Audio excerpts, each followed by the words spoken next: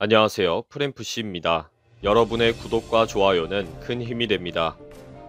일본 월간지 웨지의 인터넷판 웨지 인피니티 12월호 기사에서 남한과 북한이 통일 한국을 이루었을 때 일본은 최악의 위기를 맞이할 것이다.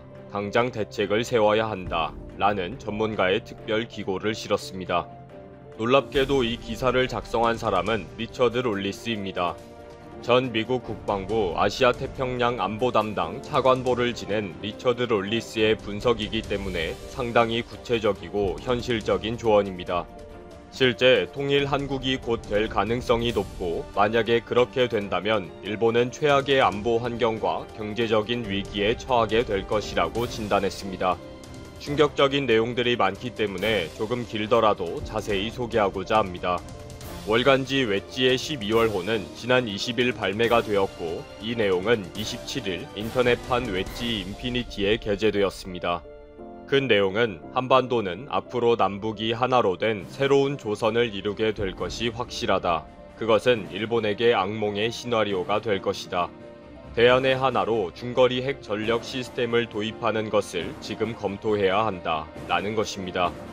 리처드 롤리스는 아시아 태평양 담당 차관보를 지내면서 많은 정보를 취득했기 때문에 나름대로 국제 정세가 앞으로 어떻게 변화될 것이라고 예측하는 것을 충분히 인정할 가치는 있습니다. 문제는 중국과 북한에 대한 분석과 예측은 충분히 이해는 되는데 대한민국에 대한 진단은 이해가 안 되는 부분이 있습니다. 아마 이 영상을 계속 보시면 저의 이 의견이 공감이 되실 것입니다. 먼저 리처드 롤리스는 호전적인 북한이 핵무기 보유국이 되었다는 사실은 이제 돌이킬 수 없다고 지적합니다. 미국과 국제사회의 노력에도 불구하고 북한에 대한 핵 비확산 정책이 완전히 실패로 돌아갔고 한국 전쟁 이후 한반도의 힘의 균형을 완전히 뒤집어 버렸다고 인정합니다. 중국과 러시아는 처음에는 미국과 동맹국을 괴롭히는 지역의 트러블 메이커로서 북한을 지지하고 지원까지 했지만 이제는 반항하는 애물단지 같은 존재가 되었다고 보고 있습니다. 이제는 북한의 핵을 무장 해제하려고 하면 미국뿐만 아니라 한국과 중국, 러시아까지 예상하지 못한 엉뚱한 피해들을 각오해야 하는 상황이 되어버렸다는 것입니다. 완전히 통제 불가능이 되어버린 북한은 진정한 핵 보유국으로 다양한 핵 분열 무기까지 개발하고 있으며 대량의 플라토늄과 고농축 우라늄보다 더 고급 무기까지 개발할 생산 능력을 가지고 있다고 판단합니다. 이제는 한반도를 통일하는 것이 최고 헌법상의 의무라고 보고 있는 호전적인 북한은 완전히 한국의 상전이 되었다 라고 판단했습니다. 북한의 궁극적인 목적은 한국의 국가 기반인 통치기구를 잠식해서 한국을 종속시키는 것인데 지금은 한국이 북한의 핵 전략 무기 능력이라는 위협에 엎드려 북한의 화해를 추구하고 있는 것이 현실이다 라고 봤습니다. 그리고 앞으로 북한은 여러 선제적인 공격으로 한국을 괴롭힐 것이고 예고 없는 다양한 군사적 도발을 가할 것이라고 보고 있습니다. 그렇게 되면 한국은 북한의 핵 전력에 대응할 수 없다는 잔혹한 현실 앞에서 더욱더 북한에 순종적이고 불복적으로 나갈 수밖에 없다고 봤습니다. 결국 이렇게 종속되는 관계는 한미 동맹을 약화시킬 것이고 남북한이 원하는 대로 곧 미군 철수로 이어질 것이라고 봤습니다. 현재 한국의 정권은 우리 시대에 평화를 실현하는 것을 최우선 목표로 하고 있기 때문에 국가와 국민을 북한의 종속 항목으로 희생하더라도 남북 평화를 실천하려고 한다고 봤습니다. 지금 한반도에서는 북한의 엉뚱한 도발이 있더라도 한국과 미국이 절대 반응하지 않을 것이다 라는 북한의 착각이 실현되고 있다고 합니다. 2022년까지의 임기를 가지고 있는 한국의 현재 정권은 대한민국의 주권을 희생해서라도 남북 관계를 변화시키려고 한다고 보고 있습니다. 그러기 위해 대북 유화 정책과 남북 관계의 책임을 모두 미국에 떠넘기고 있으며 친중국 정책 등을 하면서 의도적으로 미국을 불편하게 하는 전략을 쓰고 있다고 봤습니다. 사드 배치 이후 중국의 경제적 보복에 한국은 굴욕적인 항복을 의미하는 세 가지 조항의 합의를 중국과 맺은 것은 충격적이었다고 지적했습니다.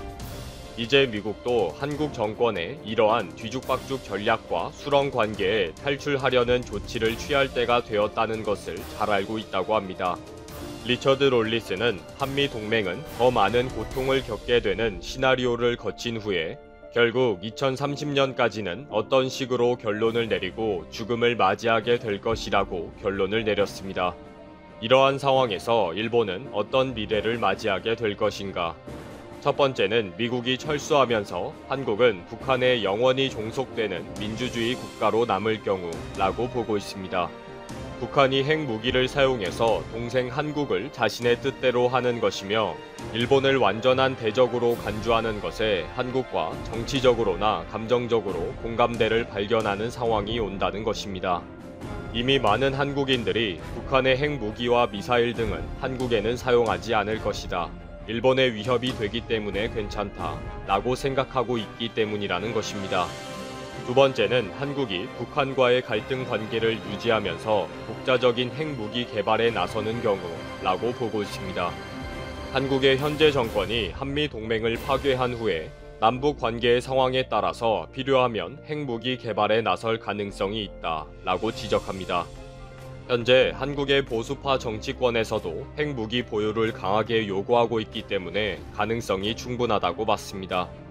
한국이 핵무기 개발을 하면서 북한을 압박하게 되는 긴장 관계가 된다면 엉뚱하게도 일본에는 최악의 사태가 되는 것이라고 본 것입니다. 세 번째는 장기적으로 가능성이 높은 남북한이 통일이 되거나 어떤 연합체가 되면서 하나의 국가체제가 되는 것이다 라고 봤습니다.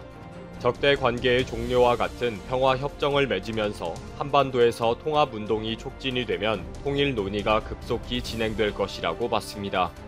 리처드 롤리스는 이런 평화협정과 통일협상에서 북한이 지배적인 힘을 가지게 될 것이고 한국의 진보 정권은 기꺼이 굴욕적인 양보를 할 것이라고 봤습니다. 물론 하나의 시나리오로 중도의 북한이 붕괴될 수도 있는데 이것은 한국이 이런 의도를 가지고 개입해야 하고 압력을 강화하는 전략을 사용해야 한다고 지적합니다. 이제 어느 시나리오가 되더라도 일본은 참혹한 미래에 대해 새로운 현실을 직시해야 한다고 지적합니다. 일본은 모든 시나리오에 대응할 수 있도록 미국의 핵 우산을 보다 확실하고 신뢰할 수밖에 없다고 봤습니다. 그 방법으로 일본 본토의 중거리 핵 전력 시스템의 도입을 서둘러야 한다고 제안합니다. 결론적으로는 앞으로 일본은 미국의 중거리 핵 전력 시스템 도입으로 국가를 지켜야 하고 지금부터 서두르지 않으면 배치와 훈련에 너무 많은 시간이 걸린다는 것을 명심해야 한다고 제안합니다. 일부 한국에 대한 예측과 진단이 전혀 공감이 되지 않는 부분이 많지만 미국 정부가 한국에 대해 어떻게 생각하는지와 일본에 대한 경고를 했다는 점에서 재미있게 읽은 칼럼입니다. 조금 길었지만 한 번은 생각해 볼 만한 내용이라 소개해 드렸습니다.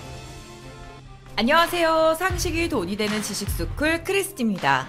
독도는 일본 땅이다. 얼마 전 일본의 외무성산하의 일본국제문제연구소가 이런 영상을 올렸습니다. 다케시마는 일본 땅이라는 취지의 영상으로 또 억지를 부리고 있는 건데요. 이번엔 독도가 일본 시마네현에 편입되기 전부터 일본 어부들이 독도에서 강치 사냥과 어업 활동을 했다는 이유로 독도를 일본 땅이라고 주장합니다. 지금이었으면 불법이었을 일을 가지고 아주 자랑스럽게 해외에 홍보까지 하고 있다는 거죠. 일본의 영토 욕심, 특히 한반도에 대한 욕심은 과거에서부터 이어져 왔습니다. 신라와 고려시대에도 외구의 침탈이 있었고 조선에는 임진왜란 그리고 일제강점기가 있었을 만큼 일본은 틈틈이 한반도를 노렸습니다. 영상 시작 전 좋아요와 구독하기 부탁드립니다. 하지만 일본은 자신들의 과거를 덮어두고 또 이전나고 합니다. 최근 일본 정부는 방어무기인 이지스 어쇼어 도입을 철회하면서 일본이 적기지 공격 능력을 갖춰야 한다고 말했습니다. 적기지를 공격한다는 건 장거리 타격을 준비한다는 말이고 이 말은 곧 전범 국가인 일본이 평화헌법 중 공격을 받았을 때만 방어하는 전수방위 원칙을 어긴다는 말이 됩니다. 지금 일본은 자국이 생각하는 적국의 본토를 공격하는 체제를 구상하고 있습니다. 만약 일본에게 적기지 타격 능력이 생긴다면 앞으로 사거리가 긴 타격 수단이 더 빨리 도입될 수도 있는데요. 사거리가 긴 미사일은 다른 나라의 영토를 선제 공격할 수 있는 수단이 되기도 하는 만큼 일본이 언제든 다시 전쟁을 일으키는 국가로 돌아갈 수도 있다는 겁니다. 전범 국가인 일본은 반성조차 하지 않고 게다가 자신들의 적국이라고 생각만 해도 공격할 수 있게 하려는 움직임을 보이고 있는 거죠. 이렇게 일본은 독도로 억지를 부리는 것도 모자라 이젠 공격 능력을 갖추겠다면서 계속 한국을 견제하고 있습니다. 그런데 일본의 한국 견제는 여기서 끝이 아닙니다. 일본 언론들은 한국이 G7에 참가하는 것도 노골적으로 반대하고 나섰는데요. 한국은 지금 군사력 순위 6위, 경제력 순위 세계 10위권, 소프트 파워 19위, 혁신지수 7년간 탑2, 전 세계를 호령하는 한류, 게다가 이번 코로나 사태로 우뚝 선 의료체계와 첨단 산업의 부상까지 너무나도 강한 선진국의 위치에 있는데요. G7에 초대될 만큼 전 세계적으로 영향력을 끼치고 있는 한국을 일본만 인정하지 못하고 있습니다. 그런데 한국의 부상이 불편하다는 나라가 하나 더 있습니다. 바로 중국인데요. 우리와 철천지원수인 일본은 그렇다 치고 중국은 왜 한국의 성장이 불편하다는 걸까요? 지난 2일 중국의 관영 매체 글로벌타임스 논평에는 트럼프 대통령이 한국과 호주, 러시아, 인도를 G7 정상회의에 초청한 게 그저 정치적 쇼라는 평가를 내렸습니다. 특히 한국은 세계적 영향력이 크지 않다며 우리 위상을 깎아내렸고 한국이 G7 초청에 응하면 제2의 사드 사태를 맞을 거라는 협박까지 했습니다. 과거 한국은 중국의 의견을 배제한 채 사드를 배치했다가 심각한 경제 보복을 당한 적이 있는데요. 미국도 우리가 중국의 보복으로 피해를 입었던 걸 알고 있기에 더더욱 중국 견제에 동참하길 원하고 있다고 합니다. 중국은 굉장히 오래전부터 한국을 얕보고 있었습니다. 2017년 미중 정상회담 당시 트럼프 대통령은 시진핑 주석으로부터 역사적으로 남북한은 사실 중국의 일부였다는 말을 들었다고 밝혀 파문이 일었었죠. 그 당시 한국 정부의 항의에 중국은 긍정도, 부정도 하지 않았어요. 시진핑의 발언은 중국 지도부가 한반도를 어떻게 인식하고 있는지 단편적으로 보여준 예가 됐습니다. 전문가들에 따르면 시진핑의 말이 지금은 비록 북한만 중국에 종속되어 있지만 한반도 전체가 중국 영향력 아래에 있어도 전혀 이상할 게 없다는 의미로 해석된다고 합니다. 중국은 한국이 통일이 되어 강해지는 것보다 분단되어 있는 한반도가 더 다루기 쉽다는 인식을 갖고 있습니다. 지금도 중국은 북한에게 현금 다발을 투척하면서 북한 경제를 잠식하고 있는데요. 북한의 경제권을 중국이 차지해 한반도에 영향력을 행사하려는 속셈입니다. 이러한 속셈을 중국은 2010년에 미국에게 몰래 비밀 협상까지 하면서 드러냈습니다. 북한이 스스로 붕괴한다면 북한을 온전히 남한이 흡수하는 것이 아니라 중국과 러시아, 미국 혹은 일본까지도 북한 지역을 나눠 먹자고 했습니다. 게다가 북한이 스스로 무너지지 않더라도 중국은 미국과 협력해 북한을 공격하는 시나리오도 설정해 구역을 나눠 북한을 공격 후 자신들이 북한 지역을 일부 차지하겠다는 겁니다. 이렇게 중화사상에 찌든 중국은 한국을 자신들의 속국으로 보고 있습니다. 그래서 과거 고구려 역사를 왜곡한 동북공정부터 한국 최남단 섬인 이어도의 해양 관할권까지 두고 온갖 술수를 부리고 있는 거죠. 중국은 지금 코로나 국면에도 불구하고 국방 예산을 늘려 군사력을 키우고 있습니다. 아마 주변국들에 대한 영향력을 과시하기 위해서가 아닐까 싶은데요. 1년 새 30개의 핵탄두를 추가했고 4번째 항공모함 건조도 추진하고 있다고 합니다. 그리고 영토에 관해 엄청난 야욕을 보이는 중국은 코로나 사태로 미국의 영향력이 줄어서인지는 몰라도 국제적으로 불량배와 다름없는 행동을 계속하고 있습니다. 호주, 대만, 남중국해 분쟁은 물론이고요. 지금은 인도와 아주 살벌한 국경 분쟁을 벌이고 있죠. 그래서 미국은 경제 제재와 함께 반중 동맹을 만들기 시작했습니다. 한창 날뛰던 중국도 막상 미국에게 제재를 받으니까 이제는 자신들이 무시하던 한국에게 SOS를 쳤어요. 미중 분쟁 여파로 중국 기업들의 부품 수급이 다급해지면서 중국 화웨이는 삼성전자에 5G 칩셋 생산을 요청했습니다. 하지만 삼성전자가 이 요청을 거절하면서 중국은 다시 부품을 구하기 위해 난리를 겪어야 했죠. 중국 내에서는 전 세계에서 한국의 위상이 올라가고 한류가 중국을 포함해 전 세계를 휩쓸고 있을 만큼 한국에게 진작 잘했어야 했다는 반응들도 나오고 있습니다. 반면 한국에서는 이렇게 중국의 요청을 거절해도 되는 건지 또 보복이 찾아오는 건 아닌지 두려워하는 분위기가 있었어요. 이때 미국이 중국에 맞설 동맹 파트너로 한국을 콕 집어 거론합니다. 중국이 한국에게 보복하면 뭐든 도와줄 테니 중국을 함께 혼내주자고 한 겁니다. 이렇게 요즘은 중국과 미국 모두가 한국을 찾고 있는 상황입니다. 그 이유는 한국이 첨단 기술, 특히 ICT 부문에서 절대적인 강자인데다가 제조업까지 갖춘 경제력 있는 국가고 거기다 군사력까지 뛰어난 나라이기 때문입니다. 그래서 전문가들은 사실상 제2의 사드 사태를 걱정하지 않아도 된다고 말합니다. 한국이 강한 위치